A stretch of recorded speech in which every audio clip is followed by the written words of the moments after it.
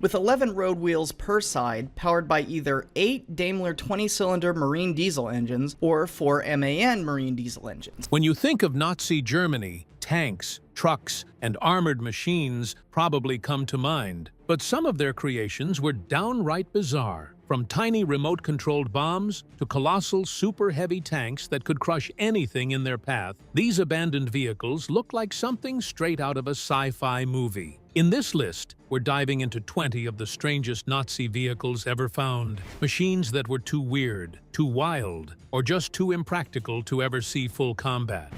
Number 20. The Landkreuzer P1000 Ratte.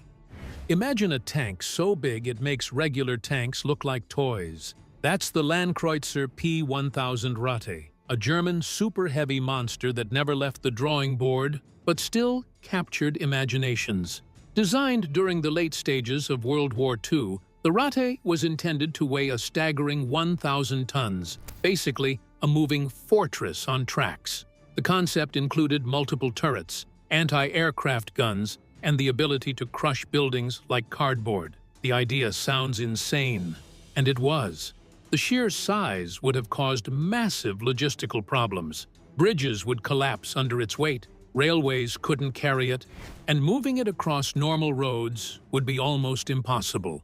Engineers sketched the blueprints with a mix of ambition and desperation, imagining a tank that could dominate entire battlefields. While it was never built, abandoned mock-ups, miniatures, and prototype concepts still exist today, tucked away in museums or private collections. Some enthusiasts even speculate how it might have functioned if it had been completed, considering power supply, turret rotation, and armor thickness. The Ratte remains a symbol of Nazi Germany's over-the-top engineering obsession, part ingenuity, part madness, and completely impossible. Even though it never rolled off the factory floor, the Ratte set the tone for other bizarre Nazi vehicles that pushed the limits of what was physically and practically possible in warfare.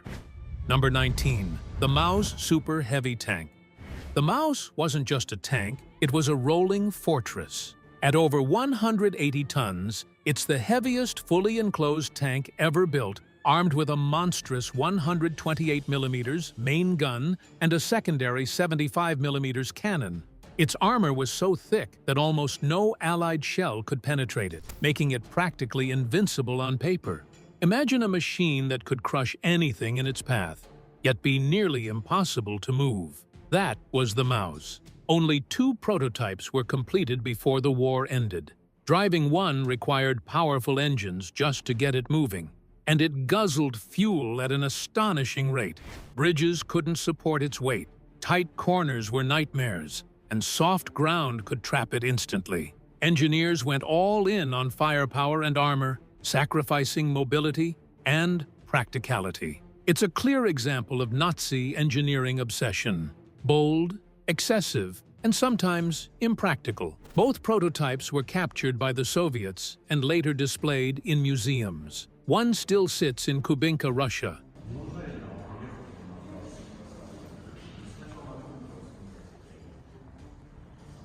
Drawing awe from tank enthusiasts worldwide.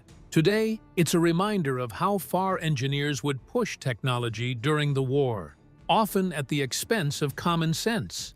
The Maus may never have dominated a battlefield, but it certainly dominated imaginations. Even in failure, it set the tone for some of the weirdest Nazi vehicle designs to come. Number 18. The Goliath Tracked Mine. Tiny, remote-controlled, and terrifying, the Goliath tracked mine looked like a sci-fi toy gone deadly. They are directed from the German lines by remote control equipment. Most of them are blown sky-high by our anti-tank guns. Roughly the size of a suitcase, it carried explosives designed to blow up tanks, bunkers, or fortifications while keeping humans safely away. Controlled by a 650-meter-long cable, the operator could guide it straight into enemy targets, making it one of the earliest battlefield robots. It wasn't fast. It was fragile. A single bullet or artillery fragment could destroy it, often leaving twisted metal and smoke behind. Yet, it was revolutionary for its time. Soldiers reportedly panicked when dozens rolled across battlefields, knowing a tiny machine could carry enough explosives to ruin their day. Hundreds were produced, and while many failed in combat, they represented an imaginative leap in remote warfare. After the war, many Goliaths were abandoned, captured, or left to rust in European fields. Collectors and historians occasionally unearth fragments, providing eerie glimpses into Nazi ingenuity and obsession. The Goliath was small, but its legacy is outsized, proof that even miniature vehicles could be dangerous, futuristic, and, in some ways, terrifyingly clever. But these are just the tip of the bizarre machinery Nazi engineers left behind. Wait until you see what comes next. Number 17. The Sd.Kfz 251 half-track variants. The Sd.Kfz 251 wasn't just a half-track, it was Germany's Swiss Army knife on wheels. This armored vehicle had dozens of experimental variants designed for every battlefield need. Some carried troops safely across shell-pocked terrain. Others mounted flamethrowers, mortars, or anti-aircraft guns. Its versatility made it one of the most adaptable vehicles of World War II. Yet some of the abandoned prototypes looked downright bizarre. Certain versions were widened, elongated, or fitted with unusual armor layouts, making them resemble armored centipedes crawling across the battlefield. Engineers constantly experimented with weapon mounts, suspension upgrades, and modular attachments. Field reports suggest that while some variants performed well, many were abandoned when they proved impractical, too heavy, or mechanically unreliable. Today, abandoned Sd.Kfz 251 prototypes are rare finds. Rusting shells occasionally turn up in Eastern Europe, silent reminders of experimentation gone too far. Collectors and military historians marvel at how creative engineers got. Some vehicles look more like armored art projects than practical machines. The half-track also set a precedent. Modular, multi-purpose designs that could adapt to a variety of roles. While not as gigantic as the Maus or as terrifying as the Goliath, the Sd.Kfz 251's abandoned variants show that Nazi engineers were willing to push flexibility to its limits.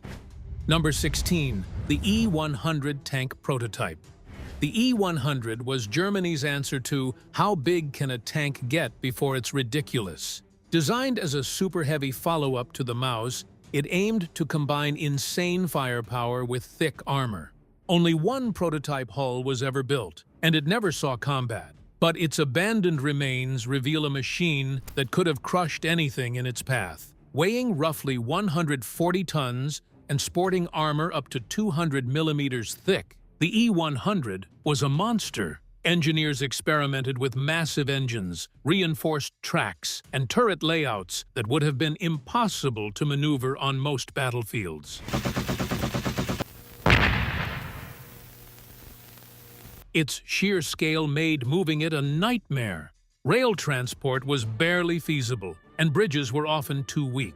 Despite these obstacles, the E100 embodied ambition on steroids. Some designs included dual turrets, larger caliber guns, and even experimental mine-clearing attachments. Abandoned prototypes and hulls discovered after the war show a skeleton of a tank that, if completed, could have dominated armored warfare, at least in theory. Today, museum displays and restoration projects allow enthusiasts to see the E100's engineering up close. It's a testament to how far designers pushed armored vehicle concepts, even when reality made them nearly impossible to operate. The E100 remains a symbol of overambition, yet undeniably fascinating. Number 15. The Panzer VIII Maus 2 concept. If the original Maus was insane, the Maus 2 concepts were straight-up wild. Engineers sketched designs that went even bigger, heavier, and more armed than the first Maus. Some proposals included additional turrets, longer barrels, and improved armor layouts, essentially turning the Maus into a fortress on tracks capable of surviving almost any attack. None of the Maus 2 tanks were completed, but blueprints and abandoned design notes reveal extreme ambition. Engineers debated power plants, track widths, and ammunition storage, trying to solve problems that became worse the the bigger the tank grew. Moving such a monster was nearly impossible, and fuel consumption would have been astronomical. Still, designers imagined a battlefield dominated by unstoppable steel, a vision that clearly prioritized intimidation over practicality. Fragments of early prototypes and scale models have survived, often tucked away in museums or private collections. They show a meticulous attention to detail and a willingness to dream big,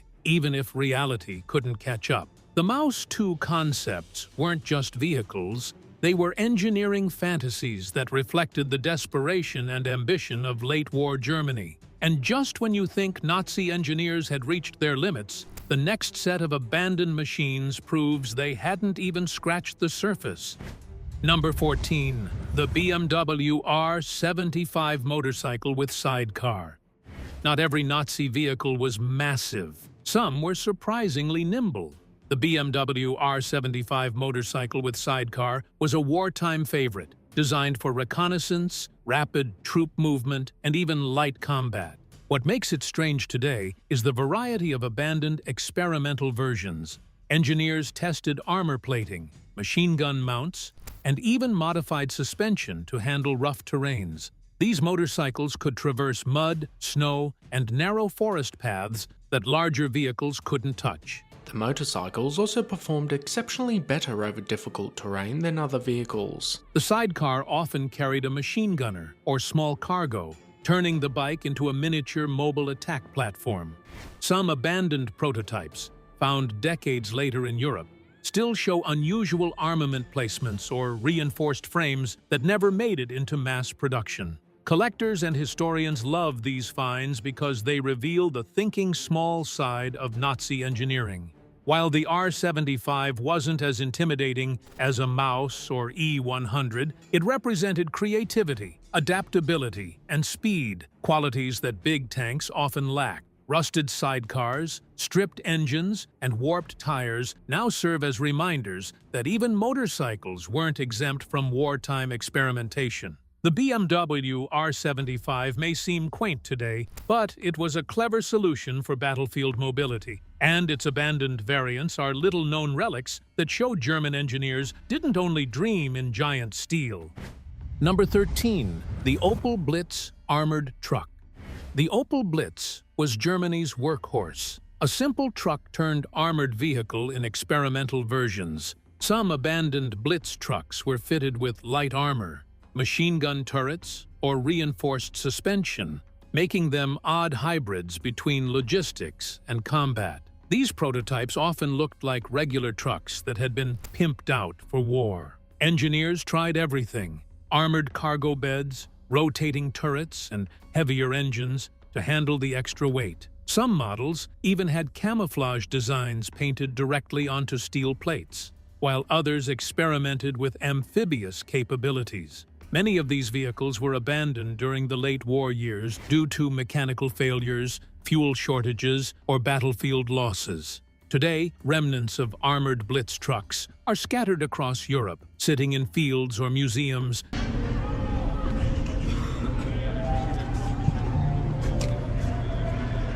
as quirky examples of adaptive wartime engineering. They show how necessity drove creativity, even if practicality was sometimes ignored.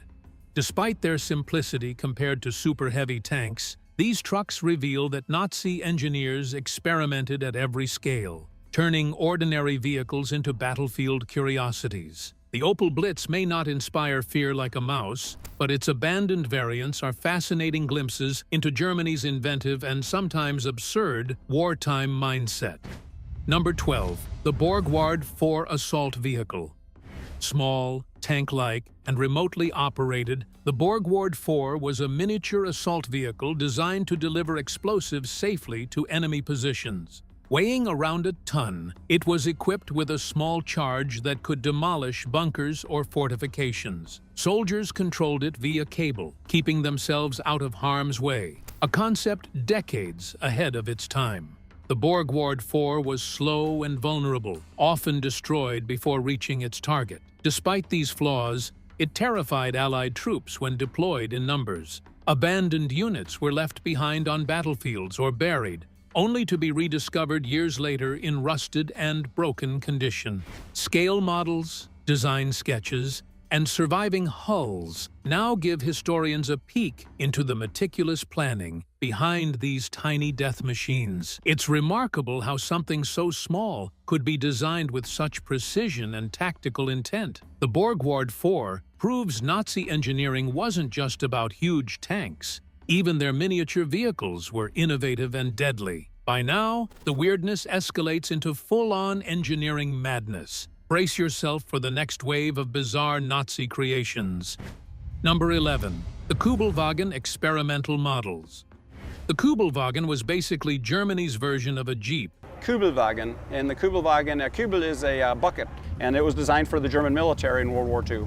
But some experimental versions turned it into something bizarre. Engineers tinkered with wider tires, armored plating, and even prototype amphibious adaptations. Some versions were modified to carry heavier weapons, while others tried unusual suspension systems to tackle mud, snow, or uneven terrain. Many of these experimental Kübelwagens never made it past testing. Abandoned units were left in garages, forests, or workshops, rusting quietly until they were rediscovered decades later. Photographs and surviving frames show creative but often impractical designs that were far removed from the simple, reliable vehicle soldiers actually used in the field. Collectors love finding these rare models because they reveal a side of Nazi engineering that mixed utility with imagination. Some of the weirdest variants had reinforced front grills, oversized fenders, or even turret mounts that made the Kübelwagen look like a miniature armored tank. While the standard Kübelwagen was essential for troop movement, the abandoned experimental models highlight a willingness to push even everyday vehicles to extremes. They're a reminder that German engineers were constantly testing, tinkering, and dreaming, even when the battlefield didn't need it. Number 10. The Schwimmwagen amphibious car.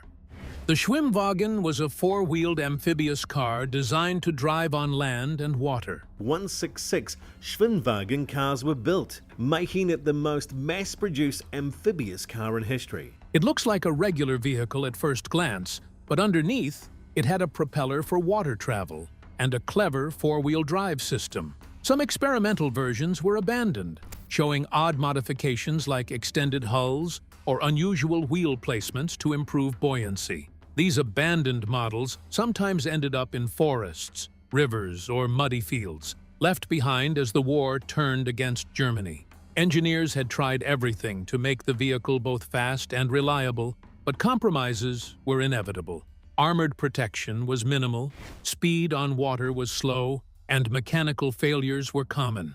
Despite these flaws, the Schwimmwagen is a marvel of wartime creativity. It shows how engineers tried to solve mobility problems with clever, practical solutions. Rusted, abandoned examples discovered today are a favorite among collectors, revealing clever design decisions and experimental tweaks. Even though the Schwimmwagen wasn't as imposing as a mouse or tiger tank, it represents a unique blend of innovation and adaptability. The abandoned versions stand as proof that Nazi engineers were willing to explore amphibious mobility long before it became standard in military vehicles. Number 9. The Flakpanzer IV Kugelblitz. The Kugelblitz was Germany's answer to Allied aircraft, a mobile anti-aircraft tank with a rotating spherical turret. First off, about the origin of the Kugelblitz. While in the early war Germany had often the air superiority, this had changed dramatically. Its design looks like something out of a sci-fi movie. Bulky, armored, and armed with twin 30mm cannons. Only a few prototypes were finished, and most were abandoned in workshops or during retreats. The Kugelblitz's spherical turret allowed for 360-degree targeting, making it theoretically deadly against aircraft. Unfortunately, mechanical complexity, material shortages, and late-war chaos meant many units never saw action. Abandoned prototypes now show rusted gears, partially built turrets, and armored hulls with unique camouflage schemes. Collectors and military historians are fascinated by these vehicles because they represent late-war innovation under extreme pressure. The Kugelblitz demonstrates how engineers prioritized tactical creativity, trying to solve the problem of air defense on the move with an almost futuristic design. Though it never reached mass production, the abandoned Kugelblitz stands as one of the most visually striking and inventive Nazi vehicles. Its unusual shape and purpose make it a favorite in museums and documentaries, highlighting how far German engineers were willing to push armored vehicle design. The creativity doesn't stop here. More abandoned marvels are about to take the weirdness to the next level. Number 8. The Panzerjäger Tiger, P. Elefant.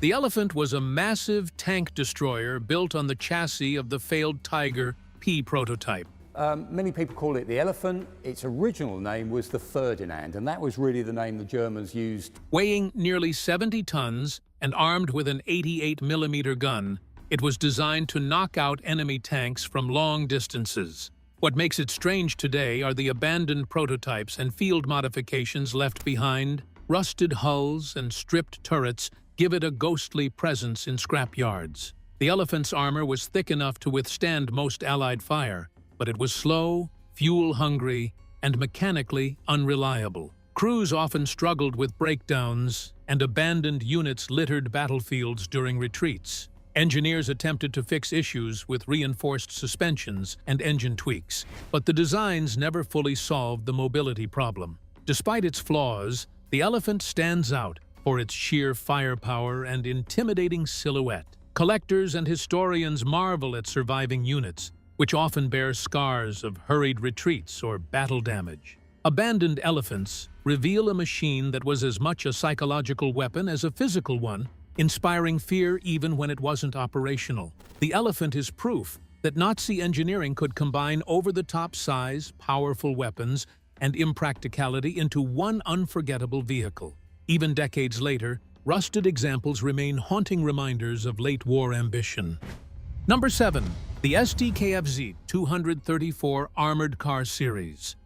The Sd.Kfz 234 series were 8-wheeled armored cars built for reconnaissance, patrol, and light combat. Sd.Kfz 234/3, this vehicle that's next to me here.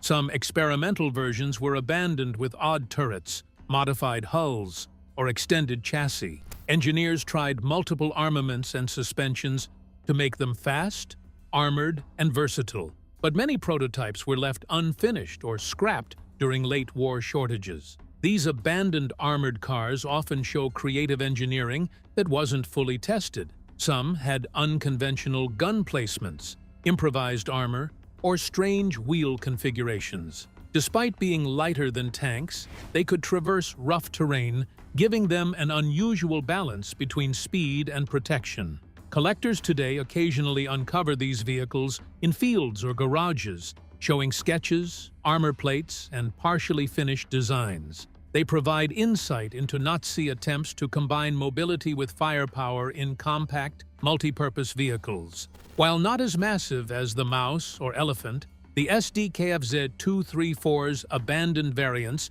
demonstrate clever solutions to reconnaissance challenges. They highlight a side of German engineering focused on adaptability and versatility. Some Nazi machines were so strange, they look more like sci-fi props than weapons. You won't believe what's next. Number 6. The Type 163 Wiesel mini-tank. The Wiesel was a tiny, fast, and fully tracked vehicle designed for airborne troops. Late in the war, the Wiesel, and this is a vehicle that's always kind of intrigued me, even back in the day once I was in the British military, in the German training areas. Experimental Nazi designs for mini-tanks included small armaments, light armor, and surprisingly clever mobility solutions. Some prototypes were abandoned due to mechanical issues, limited firepower, or lack of resources. These tiny tanks could maneuver where larger tanks couldn't, climbing hills and squeezing through narrow paths. Engineers experimented with turrets, machine guns, and even modular weapon mounts. While small, they were dangerous if deployed strategically, and abandoned models now show unusual chassis modifications and armament placements. Collectors love these finds because they reveal creativity in miniature form. Unlike massive tanks, The Wiesel prototypes show that even tiny vehicles received attention from designers obsessed with battlefield innovation. Rusted frames and surviving blueprints highlight a mix of practicality and inventiveness, showcasing the extremes Nazi engineers explored when thinking small. Even in their tiny, abandoned state, these vehicles illustrate how German designers applied ingenuity across every size class, from miniature Wiesel tanks to behemoths like the Maus. Number 5. The Panzer VIII Mammoth concept. There was the Panther, a 44-ton medium tank and one of the finest vehicles of World War II. The Panzer VIII Mammoth was Germany's attempt to make a mobile fortress like nothing else. Plans called for a 120-ton behemoth armed with twin 128mm guns, supported by machine guns and thick armor. While it never left the drawing board, abandoned design sketches and scale models give a glimpse into the sheer ambition behind it. Engineers dreamed of a tank capable of dominating entire battlefields, crushing obstacles and infantry alike. Mobility was a huge problem. The Mammoth would have required enormous engines and reinforced roads. Supplies, fuel, and crew logistics were nearly impossible to manage. But the designers weren't deterred. They pushed the envelope, imagining a mobile steel citadel that could survive almost anything. Today, the abandoned drawings, prototypes, and even partial scale models are prized by military historians. They show how far Nazi engineers were willing to push concept vehicles, sometimes prioritizing awe and intimidation over practicality. The Mammoth is a reminder that some ideas were bigger than reality could handle. Number 4. The Henschel Hs-129 Tank Destroyer Variants. The Hs-129 was a small, twin-engine tank destroyer designed to take out tanks and armored vehicles. The Germans had the Henschel Hs-129, a ground attack aircraft nicknamed the Tank Buster. Some experimental variants were abandoned with unusual armament setups, heavier armor, or reinforced engines. These odd versions often looked awkward, too bulky for their size, yet underpowered for the weapons they carried. Field reports show crews struggled with overheating engines and mechanical failures. Many prototypes were left behind as the war turned against Germany, rusting quietly in Eastern European fields. Surviving examples today show strange modifications, extra gun mounts, experimental sights, and improvised armor. The abandoned Hs-129 variants are fascinating because they reflect engineers experimenting with balance, power, and firepower in small vehicles. While the standard model saw action, these prototypes were too ambitious or impractical for production. They show the trial and error mindset of wartime design, a mix of creativity and desperation. And just when you think things couldn't get stranger, the final batch of Nazi vehicles pushes weirdness into overdrive. Number 3. The Sd.Kfz 250 half-track prototypes. His Sd.Kfz 250 mortar half-track.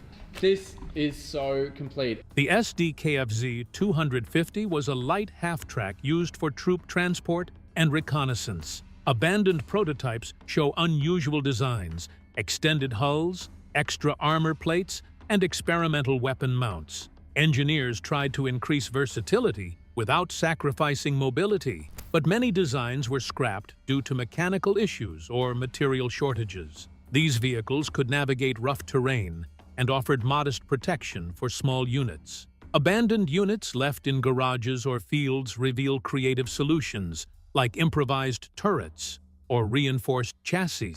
Collectors now value these rare finds as examples of flexibility and ingenuity in small military vehicles. The Sd.Kfz 250 prototypes highlight that Nazi engineers weren't just focused on giant super tanks. They also experimented with smaller, versatile designs. These abandoned half-tracks represent practical ideas stretched to extremes, offering a peek into the variety of vehicles Germany tried to field before the war's end. Only 2 more bizarre Nazi creations remain, and they prove the engineers weren't done dreaming big. Number 2. The Sturmtiger assault gun. The Sturmtiger was a beast designed to demolish fortifications with its massive 380mm rocket launcher. Imagine a tank armed not with conventional shells, but with oversized naval rockets, capable of leveling bunkers and urban strongholds. Only a handful were built, and several were abandoned in workshops or battlefields, left to rust as the Allies advanced. Its sheer size and firepower made it intimidating, but it was slow, fuel-hungry, and difficult to maneuver. Engineers tried to improve mobility and armor, but the designs never fully overcame the Sturmtiger's massive drawbacks. Still, for the soldiers who operated them, it was a psychological weapon as much as a physical one. Just seeing it arrive could strike fear into enemy lines. Abandoned Sturmtigers now sit in museums or lie forgotten in scrapyards. They're a reminder of Nazi engineering at its most ambitious and over-the-top. Despite practical limitations, the Sturmtiger captures the imagination, an armored rocket launcher straight out of a comic book, showing that when German engineers dreamed big, they often went bigger than anyone else could imagine. Number 1. The Kettenkrad Sd.Kfz. 2. The Kettenkrad looks like a half-motorcycle, half-tank hybrid. Designed for reconnaissance, light transport, and towing, it had tank-like tracks at the rear and a motorcycle handle in front. Sd.Kfz-2 was originally designated the Kleines Kettenkraftrad, which basically means light motorcycle tractor. Some abandoned prototypes show unusual experiments with armor, towing capacity, and off-road capabilities. These little vehicles could navigate forests, mud, and rough terrain where larger machines struggled. They carried soldiers, small cargo, and sometimes even mounted light weapons. Abandoned models left in fields or garages today show odd modifications, reinforced frames, armored hoods, or experimental suspension tweaks. The Kettenkrad is fascinating because it demonstrates innovation on a small scale. Nazi engineers didn't only focus on monstrous tanks, they applied creativity to nimble, lightweight vehicles too. Rusted, abandoned versions offer a glimpse into wartime ingenuity and the trial-and-error approach of German engineering. Despite its size, the Kettenkrad earned a place in history as one of the strangest and most practical vehicles of the era. A small marvel among a century of bizarre Nazi machines. And there you have it, 20 of the weirdest, most abandoned Nazi vehicles that show just how wild wartime engineering could get. Now, how functioning were these cars in the past?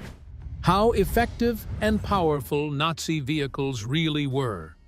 When you look at Nazi Germany's military vehicles, it's easy to get caught up in the sheer spectacle. Tanks like the Tiger I, Tiger II, and Maus were massive, intimidating machines that made Allied soldiers rethink the idea of armored warfare. On paper, these vehicles were overpowered. Thick armor, massive cannons, and advanced optics gave them a serious edge in firepower. The Tiger II, for example, could take hits from almost any Allied weapon at long range, while its 88mm gun could knock out enemy tanks before they even got close. In early battles, that combination of firepower and armor made Nazi tanks dominate the battlefield, crushing opponents with a mix of technical superiority and psychological shock. But raw power didn't always translate into effectiveness.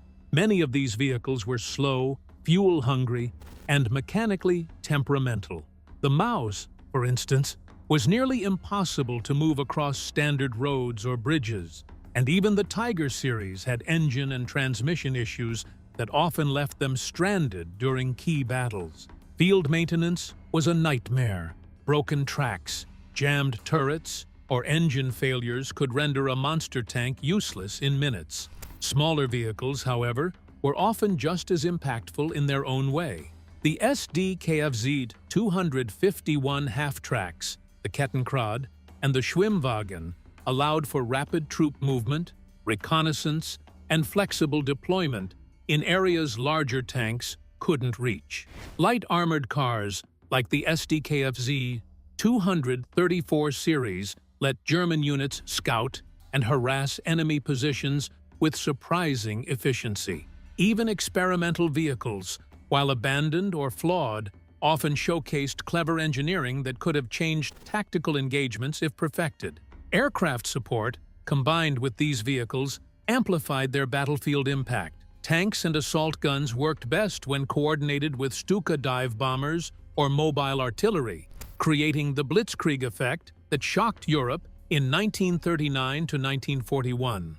The combination of speed, firepower, and tactical coordination made Nazi vehicles seem nearly unstoppable in the early years of the war. Ultimately, Nazi vehicles were a mix of extremes. Some were brilliant, practical, and battlefield-changing, while others were overambitious, impractical, or purely experimental. Super-heavy tanks like the Maus or conceptual projects like the Mammoth were more about intimidation and engineering daring than real effectiveness.